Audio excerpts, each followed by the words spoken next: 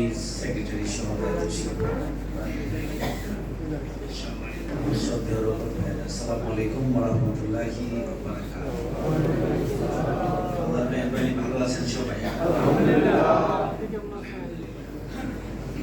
প্রশ্ন আপনাদের যদি লিখিত দেওয়ার সুযোগ থাকে তাহলে ভালো, আর না হলে কর্ডলেস আছে আপনাদের কাছে পৌঁছে যাবে। দ্রুত কয়েকটা প্রশ্নের উত্তর দেব। তার মধ্যে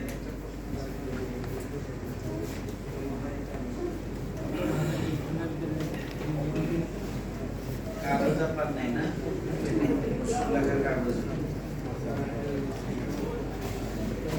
এখন মাইক্রোস্কোপ লাগাই। বিজয়ের পরে প্রকৃত অপরাধীদের ক্ষমা করার সীমা কতটুকু বলবে প্লিজ?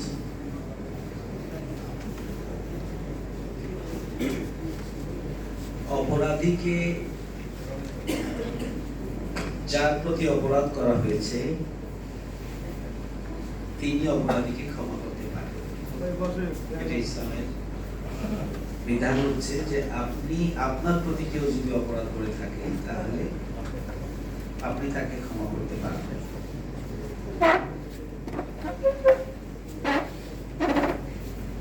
দ্বিতীয় কথা হচ্ছে যে আপনারা নিশ্চয় জানেন যে মক্কা বিজয়ের পরে আল্লাহ রাসূল সাল্লাল্লাহু আলাইহি ওয়াসাল্লাম এখানে সবাইকে ক্ষমা করে দিয়েছেন, কিছু স্পেসিফিক ব্যক্তি ছাড়া,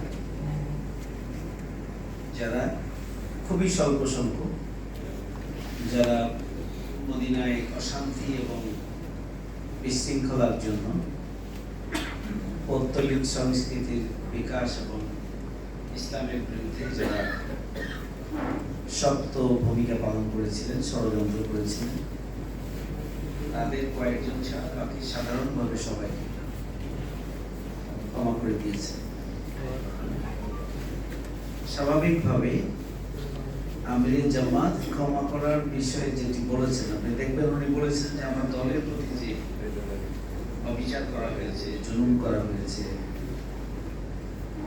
এবং দলের ব্যাপারে যে সমস্ত ষড়যন্ত্র করা হয়েছে, এইসব ব্যাপারগুলোকে উনি ক্ষমার কথা বলেছেন। কিন্তু এটাও বলেছেন পাশাপাশি যে উনি গতকালকে আপনার বক্তব্য আপনার নিশ্চয়ই শুনেছেন নাকি? শুনেছেন। সেই বক্তব্যের মাধ্যমে এটা ক্লিয়ার হওয়ার কথা যে উনি তো পত্রিকা বা ফেসবুকে যে যে কথাটা বলা হয়েছে উনি সাধারণ ক্ষমা, উনি আসলে সাধারণ ক্ষমা ঘোষণা করেনও নাই, আর উনি তো দেশের প্রেসিডেন্টও না অথবা প্রধান ব্যক্তিও না দেশে, যার কারণে সাধারণভাবে সবাইকে ক্ষমা করার কোনো প্রশ্ন নাই, উনি এটা করেনও নাই। কিন্তু এটাকে একটু বড় করে প্রচার করে একটা বিভ্রান্ত তৈরি করার চেষ্টা করা হচ্ছে।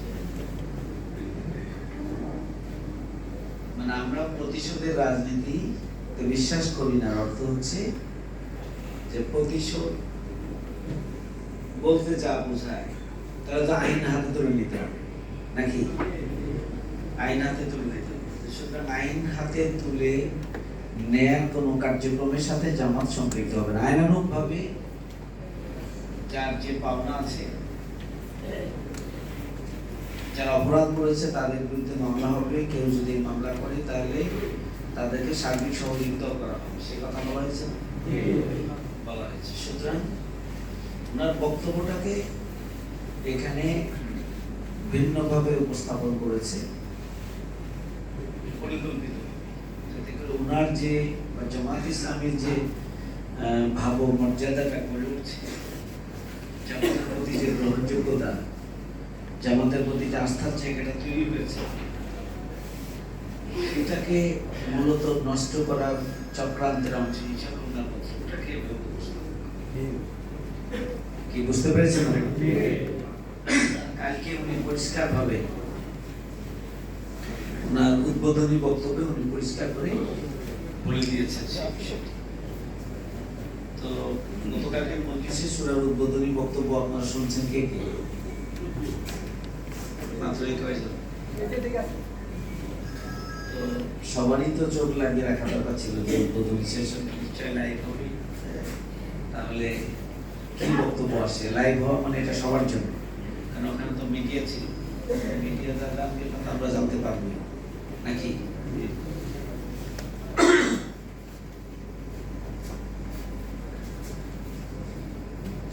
অন্তর্বর্তীকালীন সরকারের উপদেষ্টাদের নিকট সংগঠনের দৈনন্দিন মাঝে মাঝে পরামর্শ দেয়া হয় কিনা, অন্তর্বর্তীকালীন সরকারের যারা উপদেষ্টা রয়েছে তাদের সাথে